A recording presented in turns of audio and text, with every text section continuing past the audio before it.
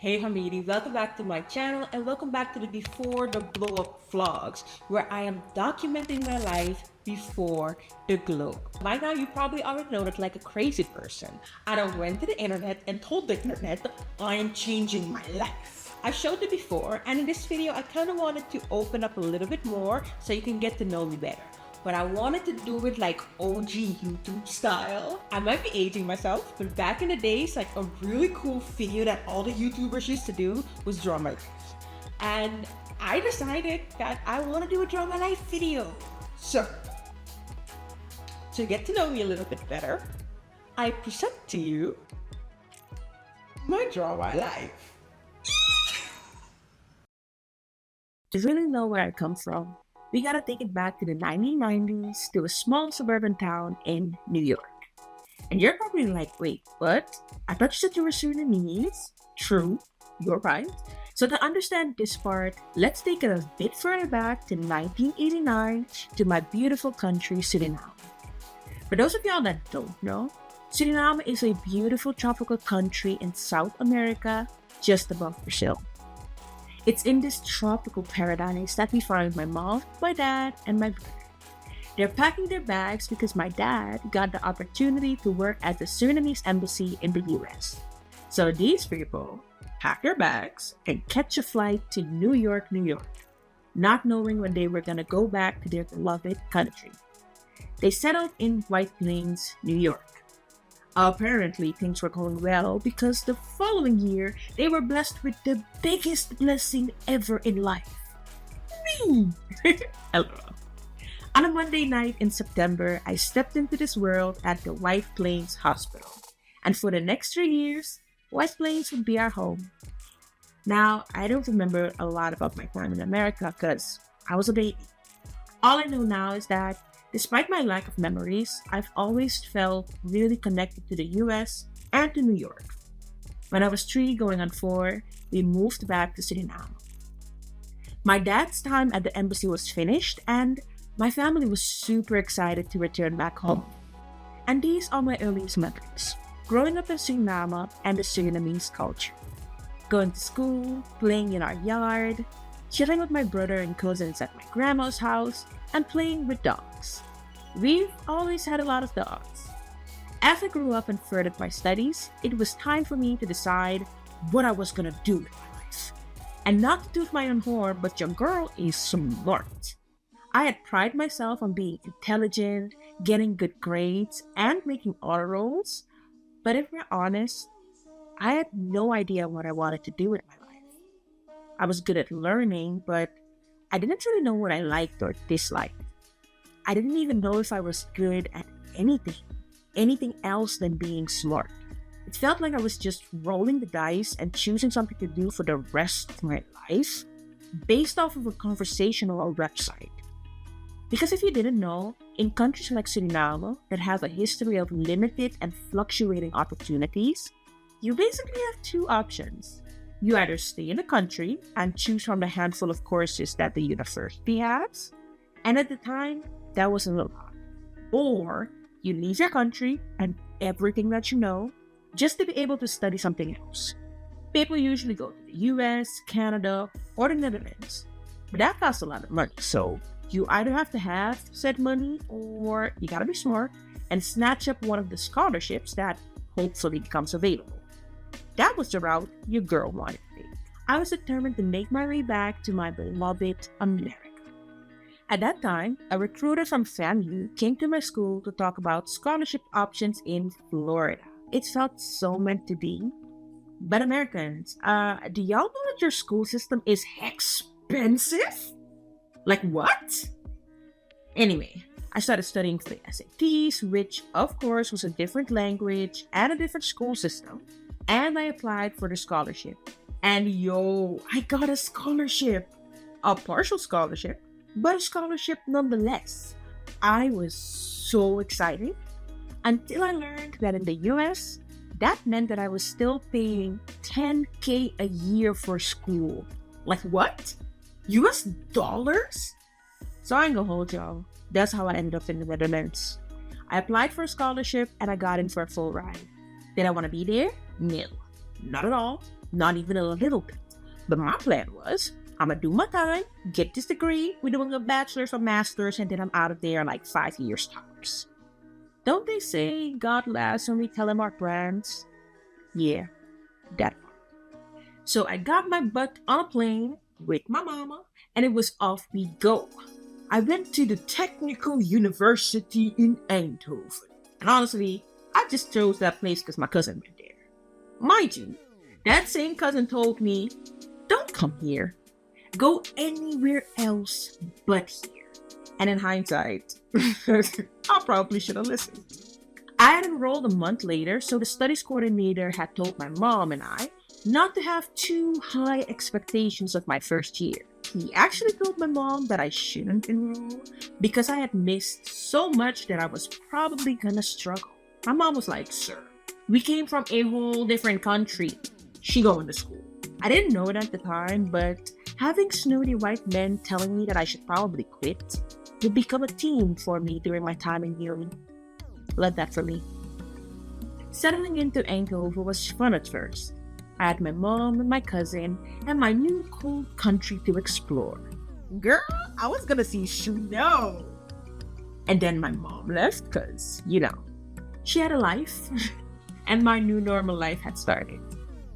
The first year was okay. Even though I had missed orientation, I had made one or two friends. The courses really weren't that bad, and I got pretty good grades. When I tell you I proved that study coordinator wrong, the second year, the two friends that I had made dropped out. And yeah, that's when things started to turn a little bit.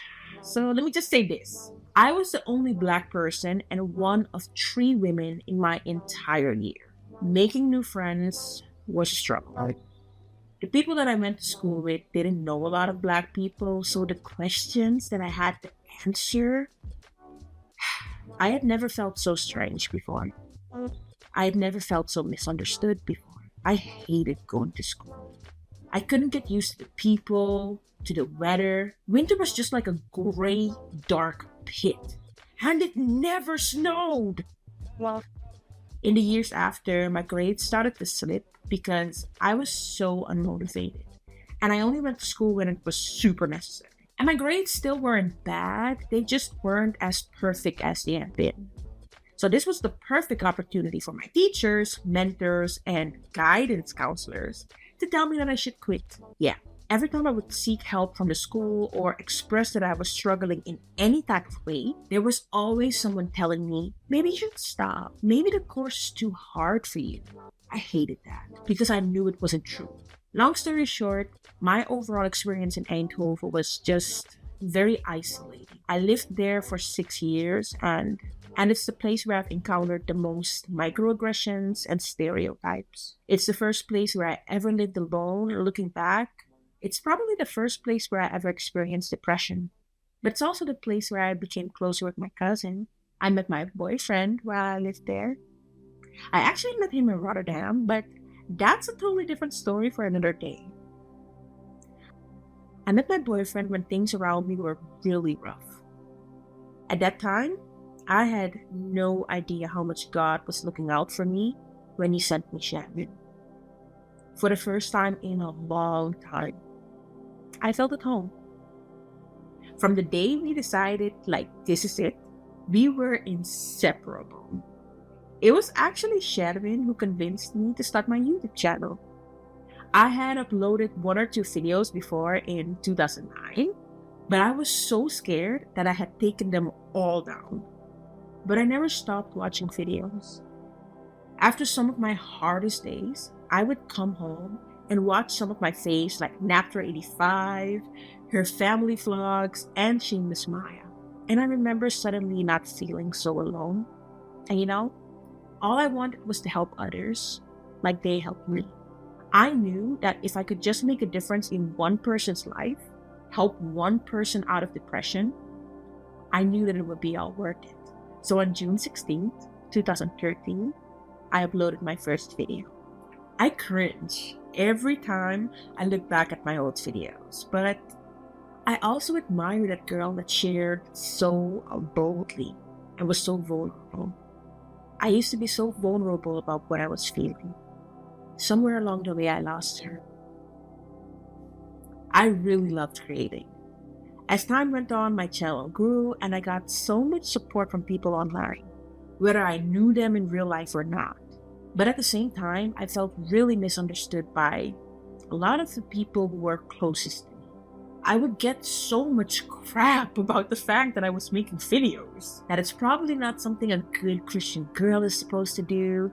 I even had someone tell me in my face that my videos were nice, but I just talked too much. I'm not gonna lie, that one stuck to me. I didn't realize how much until later. The creator community in the Netherlands started growing, and I was so excited. I started networking more, going to events, and I met some amazing people. And the more I started networking, the more I met people who measured my value as a person in the community by the number of followers that I had.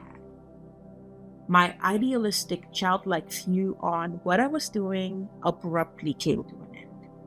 And looking back, I had started losing sight of why I started. The things that started screaming the most to me were my need for recognition. Because let's realize, my identity used to be school. It was the only thing that I knew I was good at, and I wanted to be the best. And now, I was mentally in a space where not only was I not anywhere near being the best, I constantly had people telling me that I couldn't do it. When that part of my identity started to be shaky, I needed something else to excel at. Juggling YouTube and school was a lot. I mean, juggling school and trying to be okay was a lot. After 6 years in Eindhoven, I had completely hit a wall.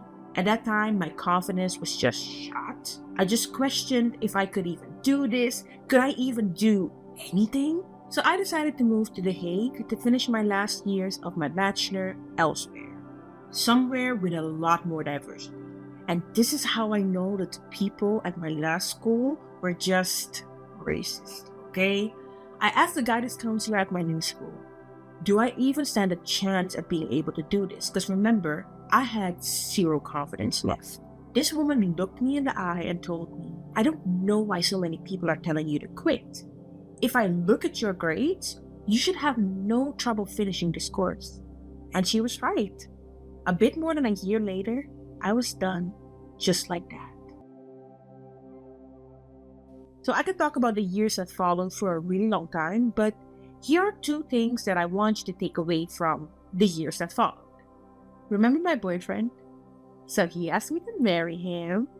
He became my fiance and then my husband. And 6 beautiful years later, we're still happily married. The second thing is YouTube. After I got married, I decided I wanted to take YouTube really seriously. You can go back to my channel and see all the videos that I made. And I loved focusing on my channel and just creating. And my channel really grew. I think the real ones might remember the viral rice water video. That was a time. That was a time. But one thing became very clear. It didn't matter how much my channel grew or how many views my viral hair videos got. I just longed to go back to that vulnerable girl who was just sharing boldly. But I didn't. I didn't because I was scared. I was scared that no one would share. And it might sound dumb, but I was really scared to lose that chance that I had to make a living doing something that I loved. And I already knew I didn't want to go back to school, so I just needed something to be good at, y'all. I just needed a win. So I kept that up for years, like half a decade. I was only making hair videos, knowing that I felt like there had to be more. And as years passed, the views started to decline, disappointments got to me, an entire pandemic happened, and basically, life happened. And we find ourselves in 2022. I felt burnt out, and I knew I couldn't continue like this. Something had to change, and I knew my YouTube channel was the thing that had to go. So on August 1st, 2022, I announced that my channel was dead. I was gutted. I mourned. I mourned the dreams that I had. I mourned that bold young girl who just wanted to share. I felt like I let her down. I let little Mimi get tainted by my need for success and recognition. It's been more than a year since that video. For so long, I'd found myself in a place where I was no longer happy with who I was and what I accepted for my life.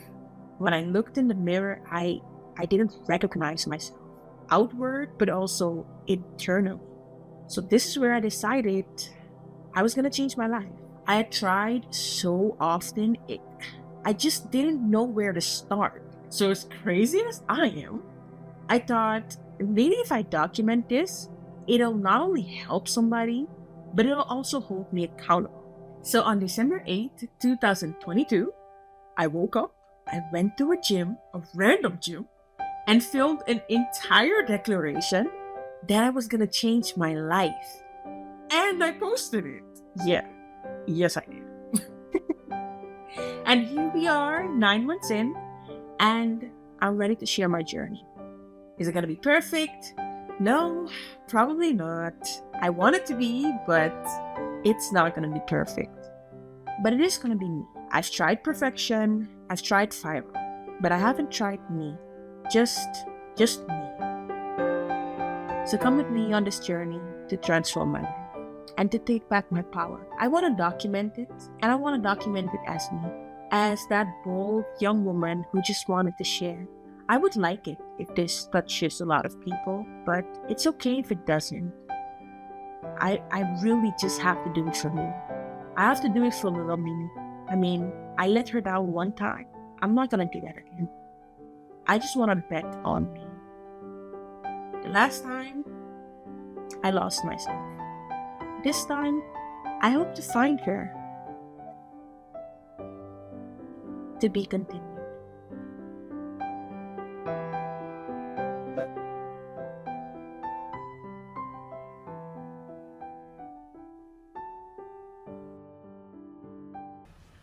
Okay, that was it. I feel like you know me a bit better now. I feel like we're besties now.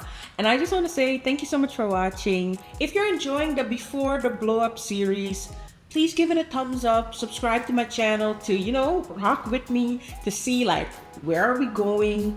And I'll see you in the next video. Have a wonderful day, you wonderful human being. Bye.